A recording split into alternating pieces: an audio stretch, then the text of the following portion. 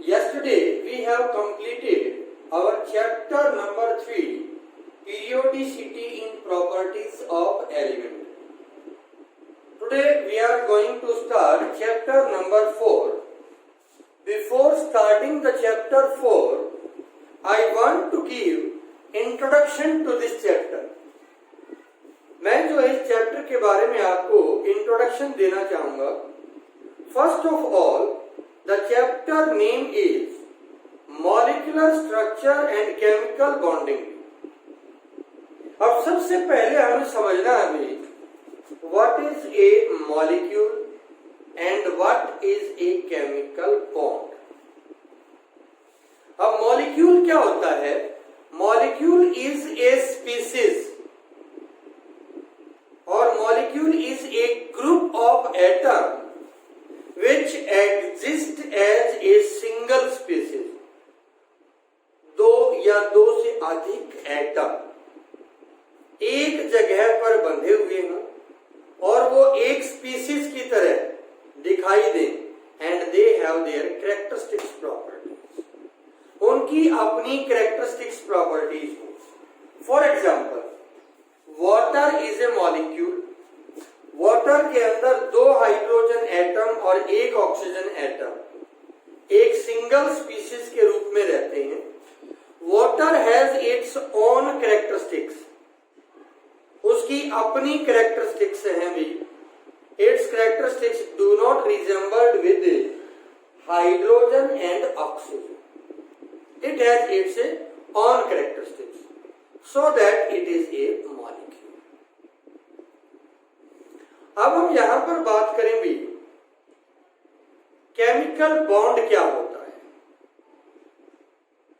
अभी हम जिक्र कर रहे थे कि मॉलिक्यूल के अंदर दो या दो से अधिक एटम होते हैं. These atoms are bind with each other with some forces of attraction. एक एटम ये है, एक एटम ये बाइंड है, एक दूसरे के साथ बंधे हुए हैं by some forces. These forces which hold the atom in a molecule. जो फोर्सेस किसी मॉलिक्यूल के अंदर एटम्स को होल्ड करके रखती हैं, these forces are known as chemical bond. अब यहां से बहुत सारे क्वेश्चन हमारे माइंड में दिक्कत देना शुरू कर देते हैं. बहुत सारे क्वेश्चन अराइज हो जाते हैं जिनके आंसर हमें फाइंड आउट करने जरूरी है. सबसे पहला क्वेश्चन तो यही हमारे दिमाग में आता है, why do atoms combine. Atom एक दूसरे के साथ कंबाइन ही क्यों होते हैं. दूसरा क्वेश्चन हमारे दिमाग में आता है, how do atoms combine. Atom combine होते हैं तो होते कैसे हैं. किस किस तरीके से एटम एक दूसरे के साथ बॉन्ड बनाते हैं, यानी type of bond formed between the atoms. उसके बाद क्वेश्चन अराइज होता है अभी, why do only certain combinations are possible. केवल कुछ ही कॉम्बिनेशन जो हैं वो पॉसिबल क्यों है. जैसे मैं बात करूं, hydrogen combine to give H2 molecules, not give H3 molecule. Like that क्या नाम है, nitrogen combine to give N2 molecule, not give N4 N5 molecule. What is the reason behind that. उसके बाद क्वेश्चन अराइज होता है भी, why only certain element show the combination and certain element do not show the combination. For example, hydrogen combine to give H2 molecule, but helium do not combine to give He2 molecule.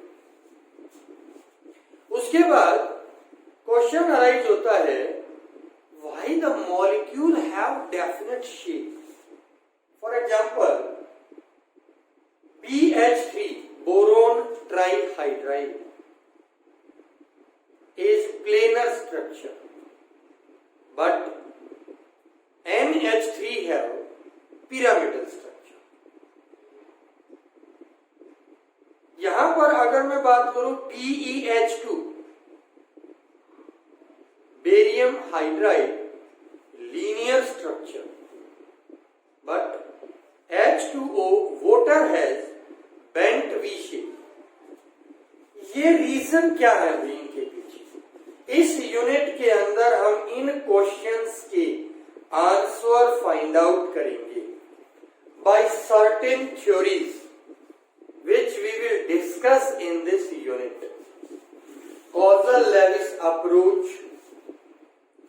type of covalent bond, Lewis-Langmuir concept for covalent bond formation. फिर आगे चल के हम discuss करेंगे भी VSEPR theory, valence shell electron pair repulsion theory. फिर हम बात करेंगे भी वैलेंस बॉन्ड थ्योरी, हाइब्रिडाइजेशन और molecular orbital theory. By these theories we will explain that, or we will find out the answer of these questions. So today we will give just the introduction of this chapter only. We will not discuss here any topic of this chapter. Secondly, I am again requesting to all the students who do not subscribe my channel, then please subscribe my channel and also share to your friend so that they can continue their study in this lockdown till your schools and your tuition centers are not open.